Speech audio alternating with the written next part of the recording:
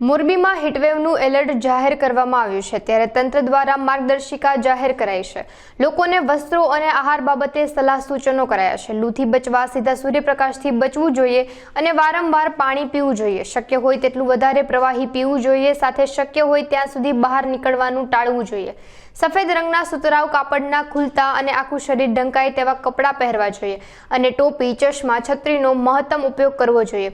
આ ઉપરાંત નાના બાળકો, સગર્ભા માતાઓ, વૃદ્ધો, અશક્ત અને બીમાર વ્યક્તિઓએ તડકામાં વિશેષ કાળજી રાખવી જોઈએ। લૂ લાગવાના અમુક કિસ્સામાં જો તાત્કાલિક રીતે દર્દીને સારવાર ન મળે તો હીટ સ્ટ્રોક જેવી ગંભીર સમસ્યા સર્જાઈ શકે છે।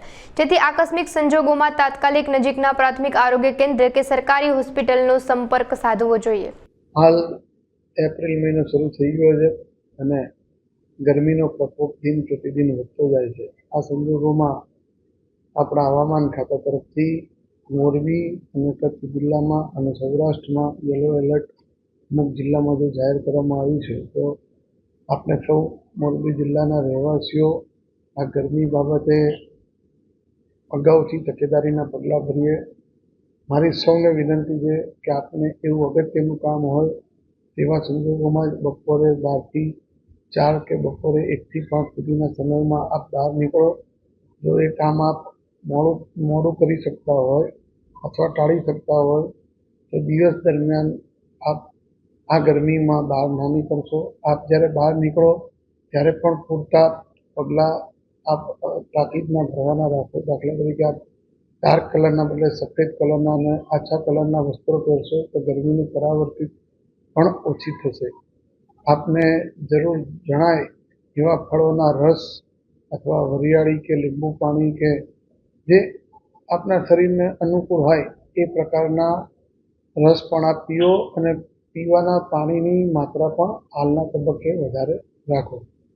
હું આ તબક્કે આપ સૌને વિનંતી કરું છું કે આ પ્રથમ વખત નથી, ગુજરાત રાજ્યમાં અને આપણા બધા શહેરમાં વર્ષોથી આવી ગરમી પડતી હોય છે। મે મહિનામાં તો તાપમાનનો આંકડો 43 થી 45 ડિગ્રી સુધી પણ જતો હોય છે।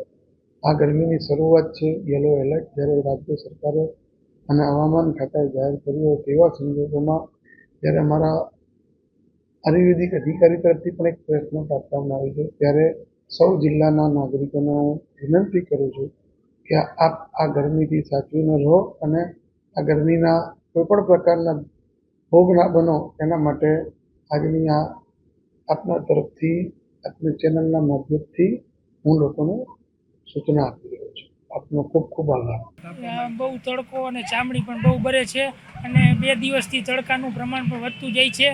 એટલે બસ આ જ રીતે મોરબીની એક જનતાને અપીલ કરવામાં આવે છે જરૂરી કામ હોય તો જ ઘરની બહાર નીકળવું, નાના છોકરાઓને બહાર લઈને નીકળવું નહીં, કેમ કે તડકાથી બચવા માટે બહુ જરૂરી છે। આનાથી ઘણા બધા સ્કિનના ઇફેક્ટ પણ થાય છે।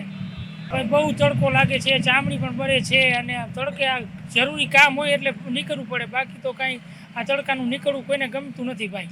અતિશય તડકો છે, અતિશય ગરમી છે, ગરમીનું બહાર નીકળવું એ બહુ તકલીફવાળું છે, બરાબર। ઠંડુ પણ પી છે, ચામડી બળે છે, એને એવી અપીલ કરી શકી તડકાથી બને ત્યાં સુધી બચવું છે।